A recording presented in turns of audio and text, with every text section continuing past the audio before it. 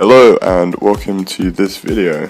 This is actually I want to say the third time that I've tried to record this audio. Just getting into all this YouTube stuff is kind of difficult.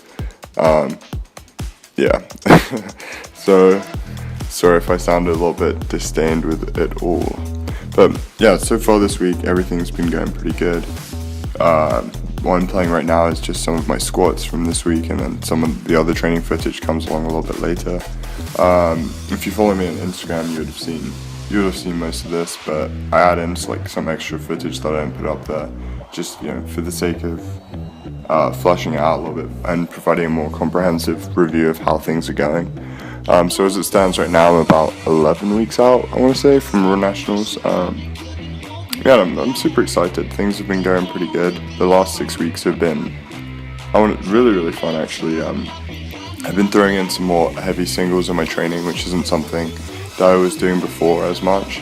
But I kind of took that from Steve Emanuel because I think, I watch his videos and I see that he has a lot of progress doing it. And also it's just, he said a lot of poignant things about it in terms of it's just helping you to practice the skill of powerlifting. And I think people oftentimes forget that it is a skill that you have, and it is a skill you can improve on. And doing a movement with heavy weight is very different from doing the same movement with a lighter weight for several reps.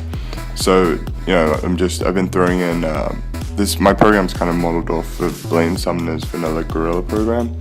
And I've just adapted it for myself and my own personal needs, added in a little bit more volume because I need that volume. I'd taken out a little bit of the specificity that was there because, I'm a little bit more intermediate in my progress than someone like Blaine Sumner, who is, at the very top level of the sport and just needs complete specificity, or relatively more. So, I've still got the 3 sets of 1 for each exercise every week. So this week I did 385 for 3 sets of 1 on squat, 245 for 3 sets of 1 on bench, and 505 for 3 sets of 1 on deadlift. And then I followed each of them up with back-off sets of 3 sets of 3. So for squat, that was with 365. For bench, that was with 235. And for deadlift, that was with 480. And then on top of that, I also have some variation for the movement. So I'm doing some pause squats. I'm doing some tempo squats. I'm doing some pause deadlifts. I'm doing some snatch grip deadlifts, which I don't know where the video for that is, but it's on my Instagram. It's on the Instagram somewhere at college_strength if you want to check it out. Although the only drawback of doing them is that I've completely ripped open my shins, and I really need to start wearing long socks when I deadlift because obviously I don't want to be sharing my blood with everyone that works out at the gym. But yeah, kind of coming off that, I'm really been struggling with keeping my heels flat on the floor during the bench press. As you can see in that little clip just there, the side part of my foot is coming off the floor a little bit. I've been experimenting with, I think in that video I had my insoles in my shoes, but I've been experimenting with taking them out, and I think that feels a little bit better. It definitely feels better for deadlifting, having no insoles in my shoes. When I did the 505 for 3 sets of 1, it was a lot better than when I did 495 last week for 3 sets of 1. So it felt even easier. So I'm guessing that it's going to help me long term just get a little bit more upright in my deadlift and get my feet a little bit more flat on the ground during my bench press, because I think, I don't want to fail a lift because my foot's not on the ground properly. And that's something that I can control. And the most important part of this training is that you have to focus on the things that you can control and do the very best you can with that. So bouncing off of that, I've really been struggling to sleep enough. I know that's kind of a weird thing to say for a lot of people, but I need to do better with it. I'm probably getting 6 or 7 hours sleep on average, and I should be more around 8 or 9, especially for the taxation that I'm putting my body through on a daily basis. It's 5 days a week I'm going in, and I'm really hitting the shit out of myself. I'm not doing a lot of active recovery days or anything like that, and that's probably something I'm going to start adding in because I'm starting to feel a little bit sore and perhaps a little bit under recovered. Also combined with that, I really haven't been eating as much as I need to, especially considering that I'm trying to bulk up to the 105s. Right now I'm sitting at about 215 or 216 in the morning, about 220 at night. It just isn't enough. I need to be a lot closer to 230 at night and 225, 226 in the morning. So I have a long way to go in terms of continuing to bulk, but I mean, it's partly not my fault. I've been restricted in my access to food, unless I want to pay for it, just because the summer meal plan for RAs is a little bit different than in the fall, but the fall semester starts for me in like 2 weeks, so I'll be back on a more consistent eating schedule, just getting like a lot more food in hopefully, and just trying to really move up and fill out the weight class.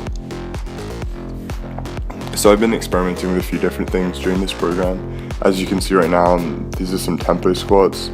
This is just with a belt and no knee sleeves. It was really hard, surprisingly. I've done these before with the same weight with no belt but with knee sleeves, and it actually felt a lot easier.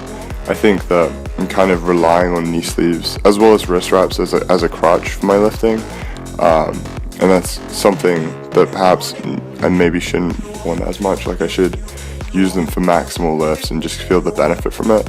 I actually benched this week. I did all my heavy work on bench with no wrist wraps. I did 245 for 3 singles with no wrist wraps, which is the first time I've ever touched weight like that with no wrist wraps. I actually felt really good, so I'm going to probably continue to try and do that a little bit more, and then maybe just use them as I get into the final weeks of my prep for this meet. But yeah, I just wanted to talk a little bit more about my expectations for the competition.